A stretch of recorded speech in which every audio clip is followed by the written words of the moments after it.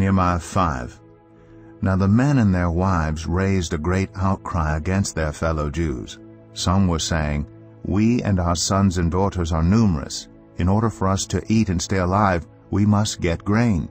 Others were saying, "We are mortgaging our fields, our vineyards, and our homes to get grain during the famine."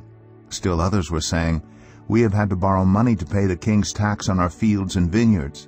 Although we are of the same flesh and blood as our fellow Jews, and though our children are as good as theirs, yet we have to subject our sons and daughters to slavery.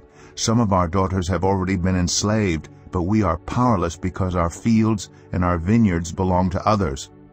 When I heard their outcry and these charges, I was very angry. I pondered them in my mind, and then accused the nobles and officials. I told them, "You are charging your own people interest." So I called together a large meeting to deal with them and said, "As far as possible, we have bought back our fellow Jews who were sold to the Gentiles. Now you are selling your own people, only for them to be sold back to us." They kept quiet because they could find nothing to say. So I continued, "What you are doing is not right.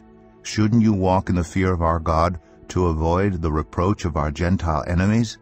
I and my brothers and my men are also lending the people money and grain. But let us stop charging interest. Give back to them immediately their fields, vineyards, olive groves, and houses, and also the interest you are charging them, 1% of the money, grain, new wine, and olive oil. We will give it back," they said, "and we will not demand anything more from them. We will do as you say." Then I summoned the priests and made the nobles and officials take an oath to do what they had promised. I also shook out the folds of my robe and said, "In this way may God shake out of their house and possessions anyone who does not keep this promise. So may such a person be shaken out and emptied." At this the whole assembly said, "Amen," and praised the Lord, and the people did as they had promised. Moreover, from the 20th year of King Artaxerxes, when I was appointed to be their governor in the land of Judah, until his 32nd year, 12 years, neither I nor my brothers ate the food allotted to the governor. But the earlier governors, those preceding me, placed a heavy burden on the people and took 40 shekels of silver from them in addition to food and wine.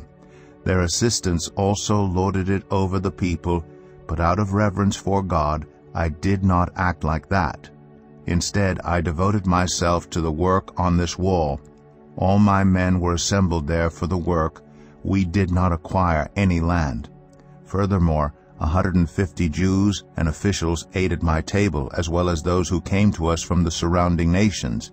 Each day 1 ox, 6 choice sheep, and some poultry were prepared for me, and every 10 days an abundant supply of wine of all kinds. In spite of all this, I never demanded the food allotted to the governor because the demands were heavy on these people. Remember me with favor, my God, for all I have done for these people.